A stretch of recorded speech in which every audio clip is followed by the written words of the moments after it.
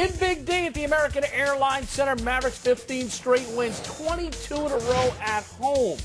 Marcus Williams cross court to Cliff Robinson for three, capping a 10-0 Nets run. All of a sudden, they led 28-25. Yeah, and it was pretty surprising to see them up early. But then again, you see here, again, we're talking about the defense there. The defense of the Dallas Mavericks has started to become so strong that they get them easy buckets on the offensive end, and that translates into a lot smoother offense. And a 14-0 run, a halftime lead of 47-41 for Dallas.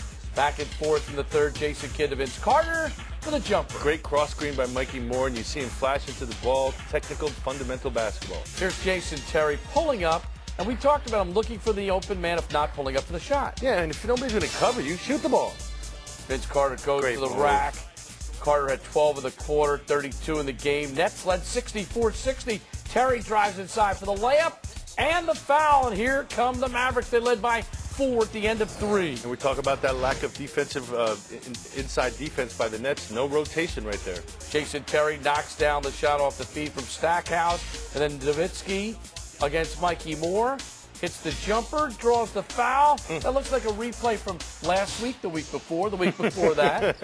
And last year and the year before. Yeah, Dirk Nowitzki's been known to do that. That's a tough assignment for Mikey Moore. And there's Eric Dampier, who had a double-double following up the play. He had 12 points, 14 boards. Mavs win 16 in a row. They're 51-9, 5 ahead of Phoenix for the best record overall in the league. Terry had 24. Nowitzki had a double-double. Dampier had a double-double. Vince Carter, 32 for the Nets, who lose their third in a row on their second game of a monstrous 6-game trip for them. So they're in a little bit of trouble right now. After the game, Eric Dampier weighed in on the victory.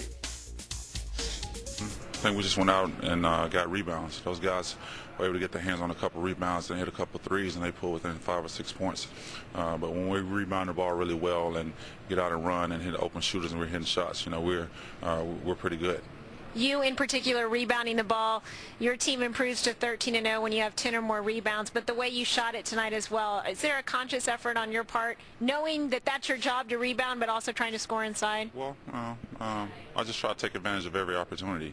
I know 80% of the time the ball is going to run through Dirk, and whenever I get the opportunity, I just try to make the most of it, whether it's in transition or in the post. You know, I just try to get myself in the rhythm of the game and try to get some easy baskets. Do you feel like your teammates are looking for you more this year than maybe in years past? Well, it's a work in progress. You know, guys are looking for me more. They're passing the ball. They hit me when I'm open.